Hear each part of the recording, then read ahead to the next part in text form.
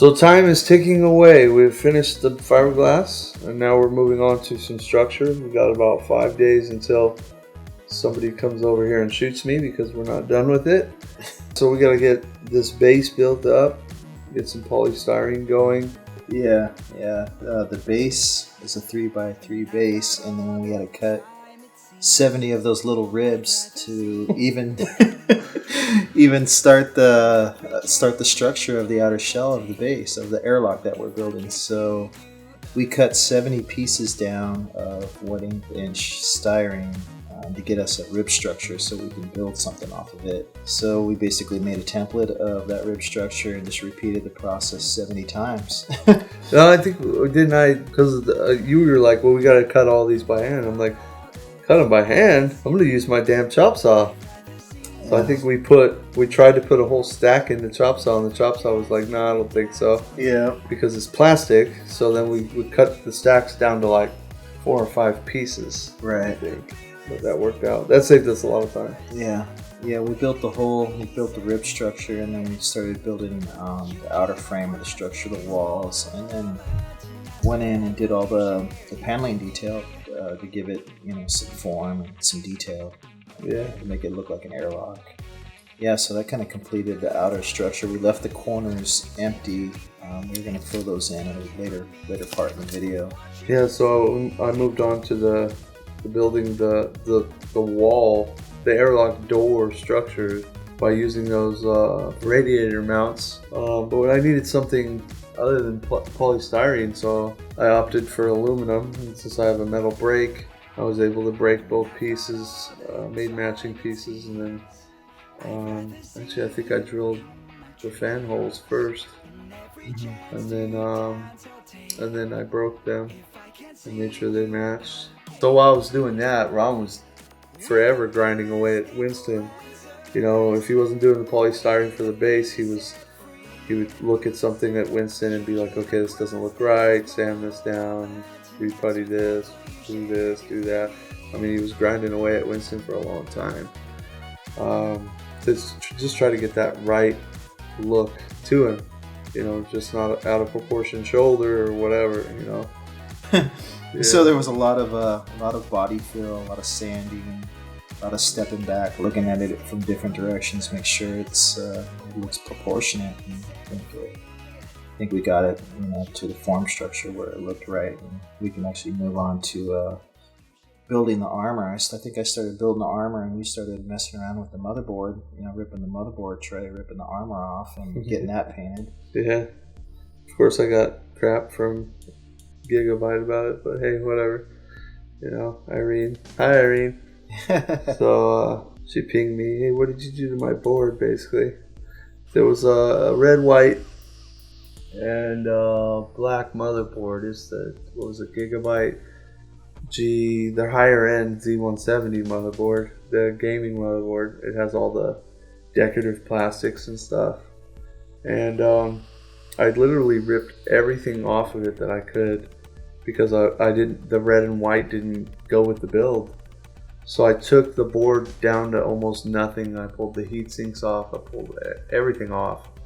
And there's like these aluminum pieces for decoration on the heat sinks. So I peeled those back, just totally ripped them off, and then cleaned up the glue that was left.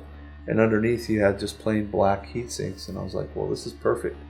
And this first, after I flat blacked it, it gave me the idea to just tear this piece up to make it look beat up, the worn and torn idea. Weathered. Yeah, I think that's at that point after the motherboard, I think I moved over to help you mold up the armor, because you had started working on the armor when I started working on the board.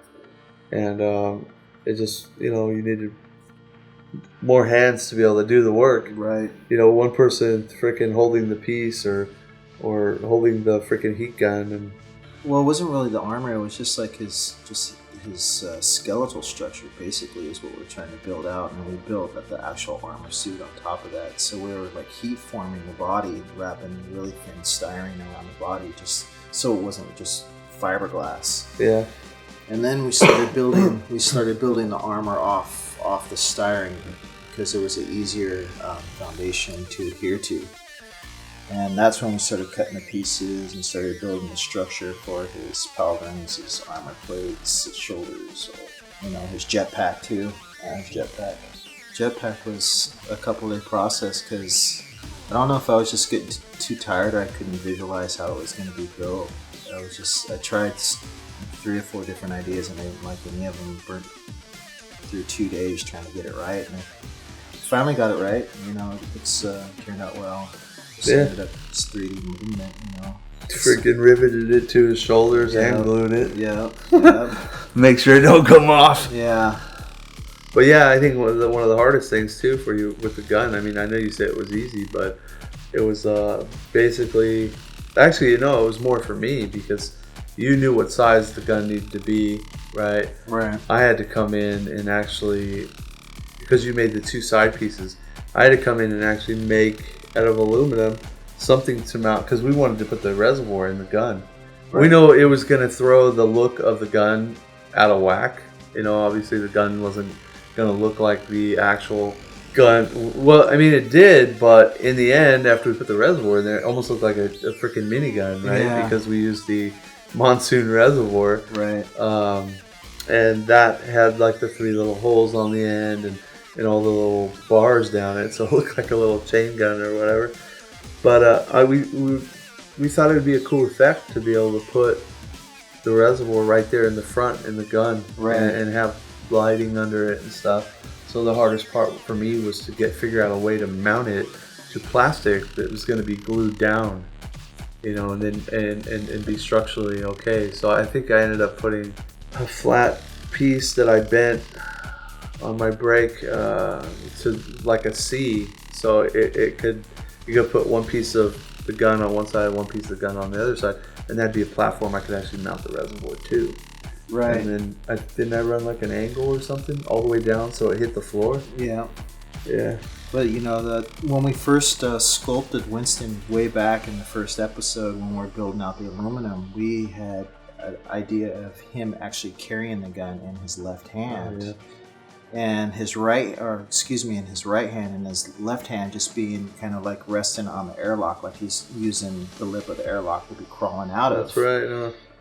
But we realized that wasn't going to work, so we had to come up with an idea to where he's actually carrying the gun now and carrying the gun in his left hand. Both hands, yeah.